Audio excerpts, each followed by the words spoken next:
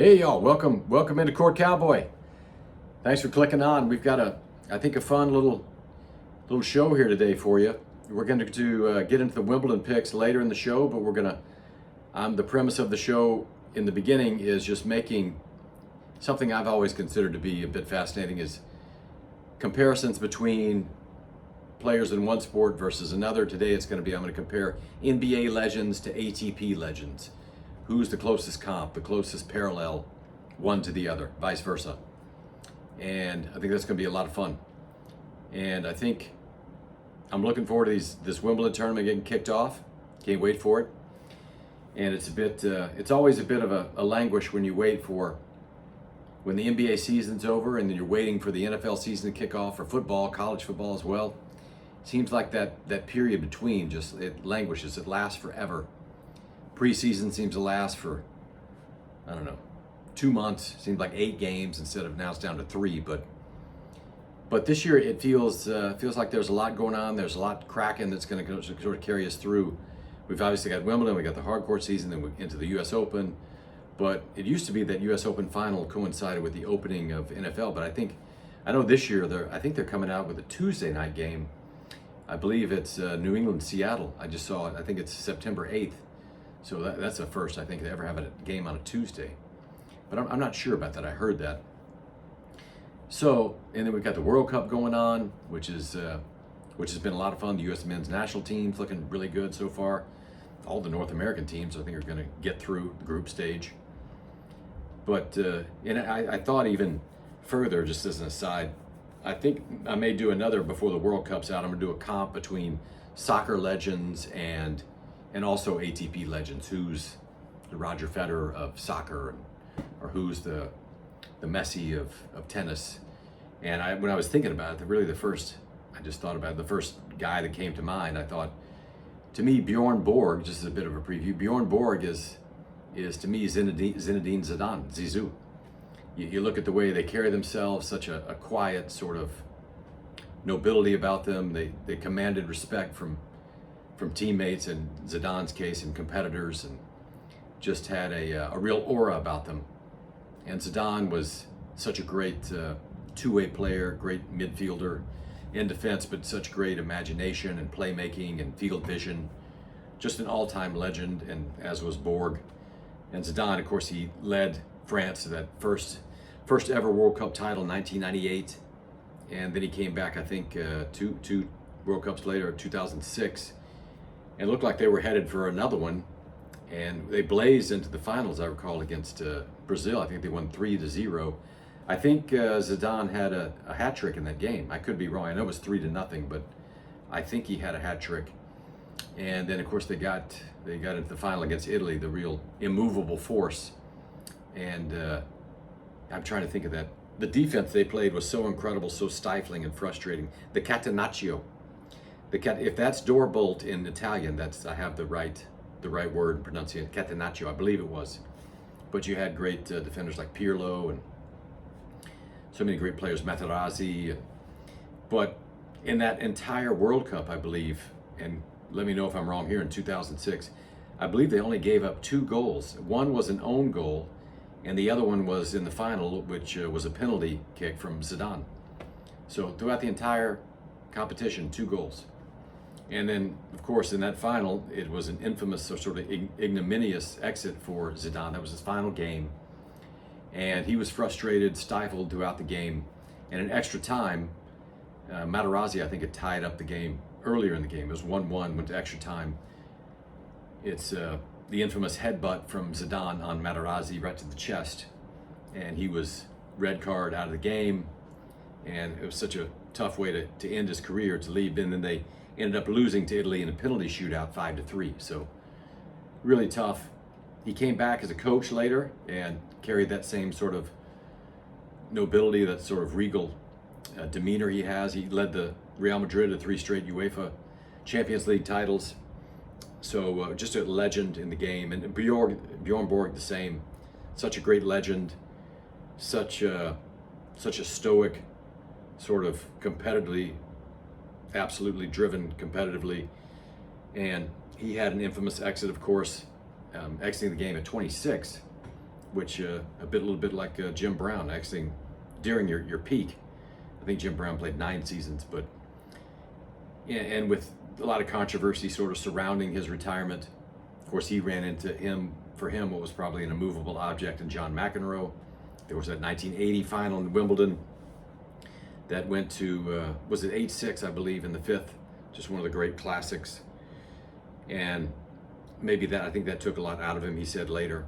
Even though he did come back in the US Open that same year, 1980, and lose to McEnroe again in 5 sets in the final. And in 81, I believe the same thing happened with Wimbledon and US Open, losing both of those finals to McEnroe. So McEnroe really had his number. I think that had a lot to do with his early exit. He just couldn't stand not being the top dog, I think. It just, he's such a great competitor. But I do believe they were even head to head. I'd have to look that up. I think they ended up even, but obviously Bjork got a lot of wins early in their rivalry. But so that's an example. But I'll go through different guys. Who's the Lamine Yamal these days? Who's the Dembele? Who's the Mbappe? Who's the Messi? The Ronaldo? The Pirlo? The Roberto Carlos? The Wayne Rooney? Whoever you want to go with in tennis. And we'll do the same today with the NBA. I'll have, I think, about 5 or 6 guys we'll do comps on. But right now, as I said, we've got the World Cup, and there's a lot cracking right now also in boxing, especially in heavyweight boxing. It's really fun to see, but and in fact, today, I think the big news that dropped today is that Alexander Usyk is vacating 3 of his 3 remaining belts. So the other one he vacated, I think there was a mandatory, maybe it was a mandatory rematch with Dubois, I'm not sure, but he vacated that. Dubois ended up winning the WBO title, beating Fabio Wardley. And if you haven't seen that fight, Daniel Dubois, Fabio Wardley, please make it a point to watch that fight. It was a great, great fight. Great heavyweight fight. But Dubois is the champ, WBO now. And I think the WBA mandated that Usyk defend his title, I think against Ajit Kabial, the #1 contender, which would be a heck of a fight. Tough fight. Be a tough one for Usyk, because I think it's a bit overblown, but I have to agree to some degree that Usyk he fought Rico Verhoeven. If you didn't see it, he's a legendary kickboxer, never lost as a kickboxer, but I think it was his 2nd boxing match, if not his 1st, but he was trained by Peter Fury, Tyson Fury's uncle. So I think he came in with just a really good game plan to sort of muck up the fight and put his weight on Usyk, make Usyk carry him all around the ring, which he did.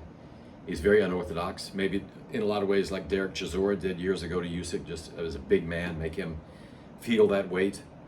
And most people thought it would be unorthodox and that Rico would be a bit of a challenge, but that Usyk would get him out of there within 5 rounds, but it took 11.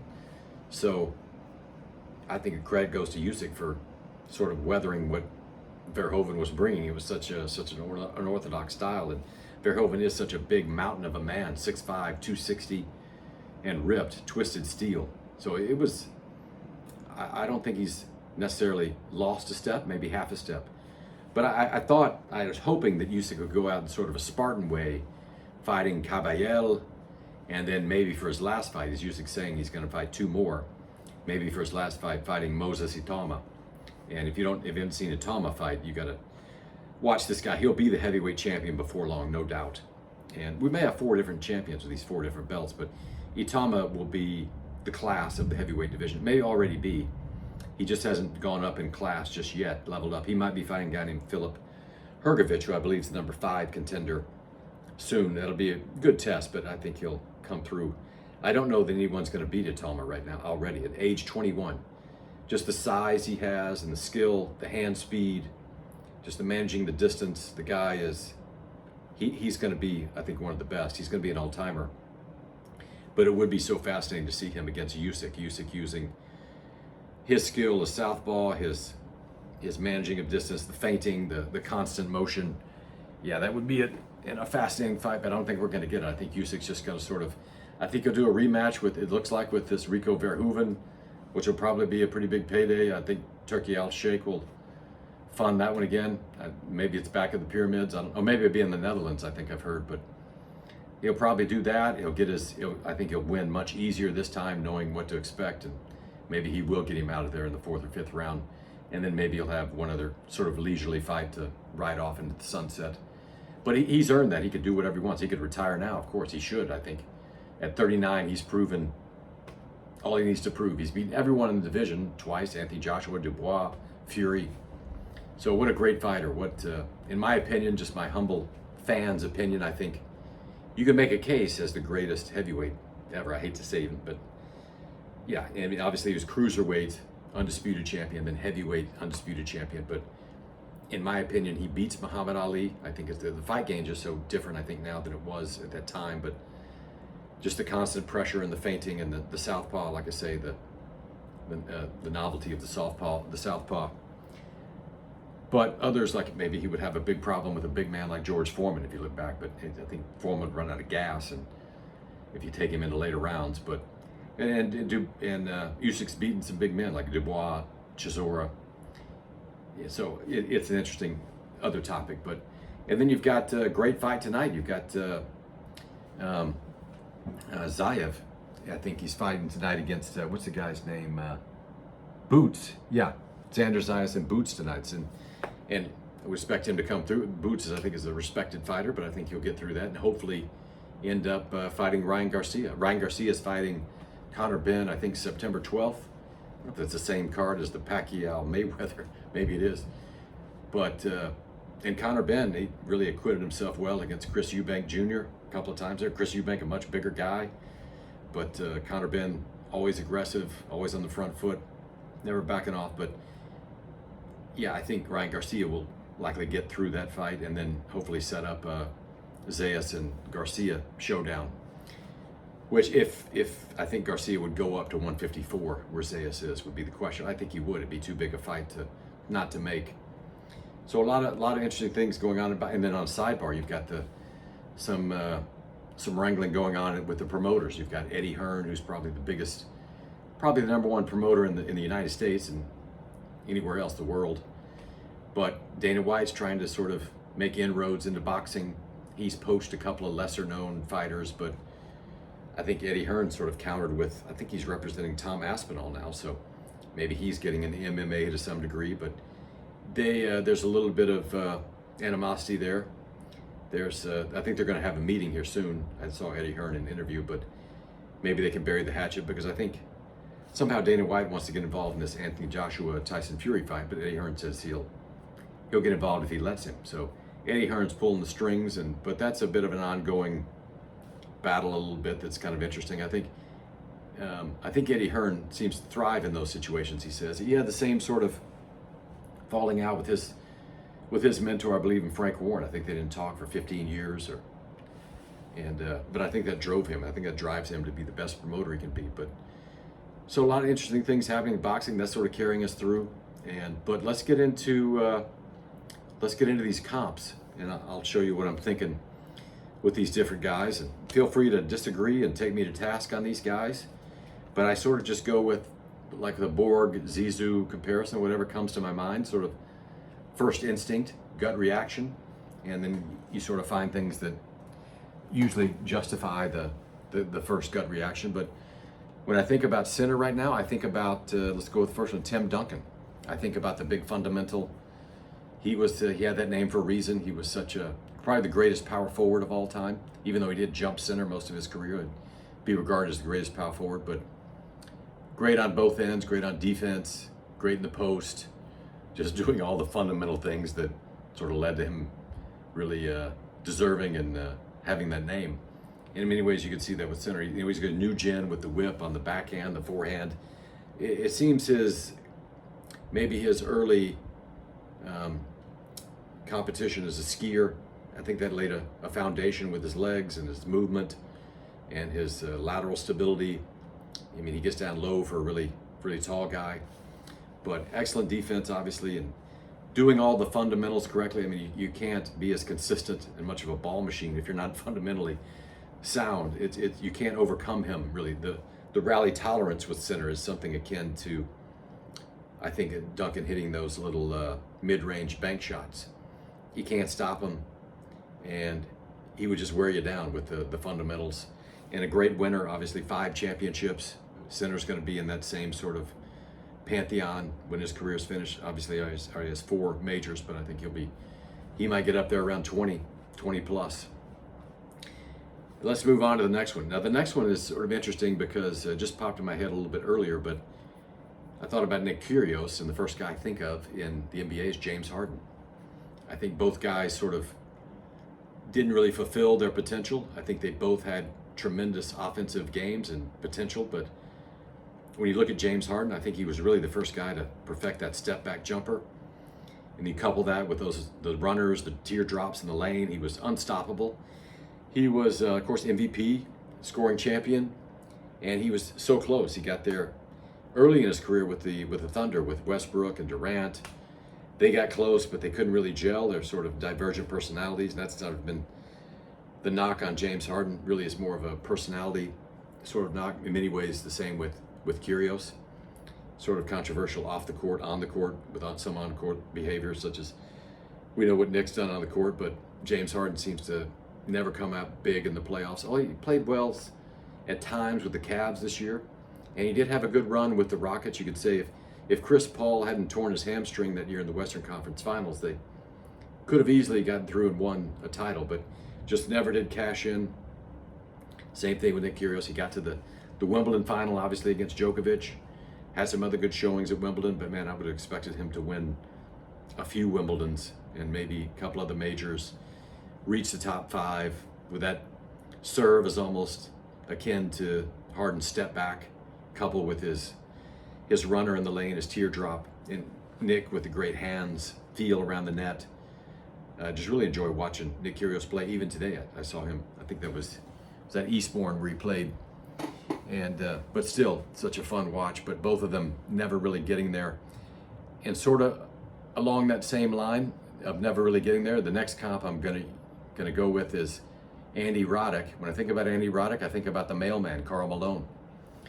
Both of them really were beset. They ran into players that were, you could argue, the GOATs. With Michael Jordan, I don't think anyone's going to argue against him being the GOAT, but obviously Roddick kept running into Federer, and he was in the midst of the big 3, and Karl Malone, of course, got the finals twice, beaten by Michael Jordan, just so close in both cases. And Malone is a hulk of a man with a great mid-range game, great in transition. I mean, no one was getting in the path of, kind of fitting that Karl Malone was such a lover of 18-wheelers. I think he owned a couple of them. He was like an 18-wheeler coming down the lane. No one would step in front of him. And Roddick with that serve was such a just devastating weapon. Big forehand, backhand was a bit of a liability but Malone maybe didn't have the most varied game. He was really good, as I said, in the mid-range. He could post up, great in transition, but one of the great all-time power forwards and one of the greatest players to never win a championship. And you could probably put Roddick up there with David Nalbandian, Marcelo Rios. So that's the next comp. Now I'm looking, when I think Carlos Alcaraz, I think LeBron. I think just a phenom that immediately broke onto the scene. Alcaraz, I think, winning at 19, winning his first major.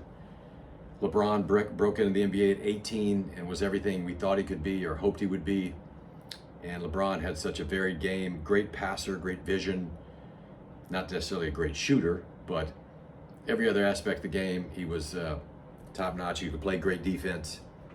He was such a physical force, such a physical, dominating presence. And Alcaraz, even he's a bit shorter in stature, but such physicality, such explosiveness, athleticism, and the dexterity in his hands is incredible. His touch, his forehand drop shot, I think, was really made inroads immediately in his career. I think he was one of the only guys hitting that many drop shots, but hitting them so effectively, such quality drop shots. He could maintain that dexterity in his hands on the run, turning defense into offense, his transitions. His defense, as I said in the earlier video, I think is the best I've ever seen. And so I think there are a lot of parallels there, just breaking on the scene. Now LeBron has had some hiccups in finals. Obviously the disaster against the Dallas Mavericks with the big 3 with Bosh and Wade, and then he did have an early, he got to the finals early against the Spurs, and no one expected him to really win that. He was, but in sort of a lesser East at that time, Eastern Conference. But I think many parallels that are just physical freaks, and I think Alcaraz will have. He may, just like Sinner, he may be up there with 20 majors when it's all said and done. And then let's see. Who else do I have here? It's hard to see this writing now. Who is this? Oh, I've got Andy Murray, I think is, to me, I think Isaiah Thomas. I think they both were in an era with other great players, for Isaiah, great teams that he had to get through to eventually win. They had to fight and battle. And with Murray, obviously, he was in there with Federer and Nadal and Djokovic. But he did break through. He beat Djokovic in two Grand Slam finals. I think in his third when he beat Raonic, I think at Wimbledon. So I think he had 2 Wimbledons, 1 U.S. Open, but 2 of those victories over Djokovic. So he was able to break through just like Isaiah. He had to break through against Larry Bird, Celtics, against Michael Jordan's Bulls, and even against Magic's Lakers. And what a performance he had in the finals when he twisted his ankle badly and was on that gimpy ankle. And I think that was game 5 when he had such a huge fourth quarter. I forget how many points, maybe 25 points in the fourth quarter. Really to seal that series for the Pistons over the Lakers and his buddy Magic Johnson. But I think those are great parallels. Both those guys had to fight and eventually did break through. And I think I've got one more on here, but it's tough for me to. Who else do I? Oh yeah, I've got Nadal. To me, where's Nadal? Yeah. For me, Nadal is, I think, close parallel to Kobe Bryant. I think just the mental strength, the unparalleled mental focus, the competitive drive. No one was going to outcompete Kobe. You feel the same with Nadal. Like his mind was probably his greatest asset, right there with that forehand, of course. But when you stepped on the court with Nadal, a lot of times you knew you weren't going to win. You weren't going to outwork him. You were going to outcompete him, playing every point to the absolute max, absolute competitive max, never giving away a point, never relinquishing anything. I think the same with Kobe. Kobe was an absolute competitor, and of course as in the NBA, most of the time you do need a dominant big man to ultimately win a championship. He had 3 with Shaq, and then after Shaq left, things got a bit mediocre there, and he was complaining, wanted to trade out of LA, and they, like the Lakers seem to always do, they bring in a big name, big player. Pau Gasol came in, they won 2 more championships. He ends up with 5 championships, becomes one of the greatest, I think, of all time. I've got Kobe really high, I would say in my own hierarchy, probably higher than most people. To me, he's around top 5. Most people probably have him close, probably top 7, top 8, but Nadal's obviously, I think, top 3 player. But I think, to me, those guys are similar in so many ways. So that's it. Those are my comps. I think that's, I didn't write with a dark enough pen, but I think that, oh, yes, the last one. I've got Djokovic, to me, is the Bill Russell of the ATP. Bill Russell, the greatest winner of all time. Obviously, say the same for Novak Djokovic, although Federer currently has the most tournament wins of all time. No, Jimmy Connors does, but I think Jimmy Connors, I believe, 109, and Federer, did he win 100 or 101? But I think Djokovic is in the 90s there. But in terms of Grand Slams, which is what we all care about, the 24 Grand Slams sets him apart. Bill Russell, obviously, with the, I'm not trying to think, it was 9 or 11 championships. I think it was 9 championships for Bill Russell. I'll have to check that. But both great winners, both great on defense. I think that was obviously Bill Russell's calling card. He was always leader in rebounds, never really a great scorer. I think in many years that he won the MVP, his scoring average was 16 to 18 points with his, I think he won 4 MVPs and was never a great scorer, but just a great anchor on defense. And he had to fight through Wilt Chamberlain for one. Wilt Chamberlain was a big challenge. I can't remember off the top of my head how many times he beat him, but he owned Wilt Chamberlain. And in many ways, Djokovic, I wouldn't say he owned the other big guys, but I know he had the advantage against, I believe Djokovic had the advantage head-to-head against, well, he did against Federer, but I believe just slightly against Nadal too. So those are my comps. So let's let that rest. Take me to task on those. If you have any comments, please share them. I'd love to hear them. If you have any guys that I'm not thinking about, it would be a perfect parallel. I'll mention that. But let's get into the last part of the show. It's going to be pick time. So it's time for McCoy. McCoy to arrive on the scene. Let's put him on. Oh yeah. He feels good even just going on my head. I think I enter into another dimension with McCoy, but you back off that queen, mister, and I'm going to blow you straight up that Wildcat's ass. Do you hear me? Huh? So that's an ode to an old classic movie, if you can tell me what movie that is. Not that old. But let's get into these picks. I'm starting out here first round. I believe I have 7 picks here. I'm going Bautista Agut. He's plus 390 over Fonseca. I think Fonseca on grass, he's not, I don't think he's going to be as effective as he normally is on clay and hard court. But what I see with Fonseca, sometimes he plays his way into a tournament, it seems. I think the pressure, nerves are going to be a bit. I think Bautista Agut is going to drag him deep into this match. I think it's going to be a 5-set match. Bautista Agut is obviously at the end of the road here. I think he's going to put, as he always does, he puts everything into it. But he's going to be tricky. Fonseca's going to have to win it with a lot of clutch shots. I think a lot of clutch points. And I think Bautista Agut is going to be able to be steady enough to come through that match. And that'd be a nice pickup at plus 390. So I do like that one. I'm tempted. I'm not really tempted, but it's such a, the odds look pretty good with Wu against Djokovic. Wu's a plus 1200. And I like Wu's game. I like it on grass. I think his strokes are really compact. He hits it big on both wings. He's got big backhand, big forehand speed, spin. And I like he's got an attacking game. He can adapt to grass. I think we don't know where Djokovic is really right now. He didn't play any of the tune-ups, of course, and he always likes to play his way into a tournament, but a major tournament. So I think he's maybe a touch more vulnerable here in the beginning. But I can't do it. I think Djokovic, he's the second favorite to win here at plus 500. Zverev, I think, is plus 800. And Sinner's at minus 160. But what a big disparity there, 160 to 500. So Sinner's the big favorite. But I honestly don't understand. He's a big favorite, but I would have thought he would be an even bigger favorite here than he was at Roland Garros. I don't get that entirely. I think this is his tournament to lose. So next, I've got my man, Kovacevic, my one-handed hope. And he's plus 145 against Van Zandeskulp.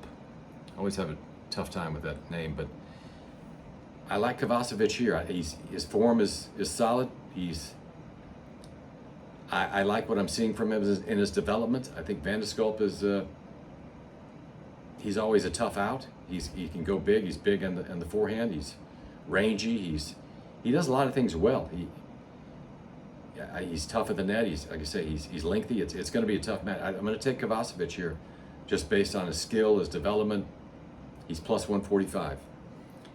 This is the tough one here because this is Brandon Nakashima. I do know Nakashima a little bit. He also used to come into my clinic back in the States, so I got to know him a little bit. Worked on him a little bit with a few injuries and a couple other things, and he's in such great form, making the semis. Was that at, I believe at Queens. But Pennington Jones, I like his form right now too, and the hometown guy, he's plus 390, which I think is a bit askew. I think that's almost like an arbitrage play when I think to me, he should be plus, 200, plus 190, but plus 390, I don't entirely get. I think I'm taking Pennington Jones here, but I could see Nakashima winning here, but like I say, it's almost an arbitrage. And then next match, Popyrin Lehechka. I'm taking Popyrin plus 310. Popyrin's got big game. He's a big game hunter. He can beat anyone, anytime. He's beaten Djokovic. He won the Cincinnati Masters years ago. Early in the rounds here, I think Lehechka's form has been solid, but I think Popyrin's form has been solid. I don't forget who beat him at Halle, but he's dangerous. He's long. He's lengthy. I like him here. I think he can get through against Lehechka. Lehechka can get. He is solid, but I think he can break down a bit in pressure situations. So I think it's going to be a close match. And then my first favorite I'm taking Madarino over Droguet, the French showdown. But I like Manarino on grass. He's in good form. He doesn't give anything away, especially in a pressure situation against Djokovic. I just think I like the way Manarino's playing right now. He's always grounded. So let's go Manarino. And then I'm going Gibson plus 220 versus McDonald. Gibson's a bit of a wild card. I've seen him lose a couple of matches that I felt like he should have won.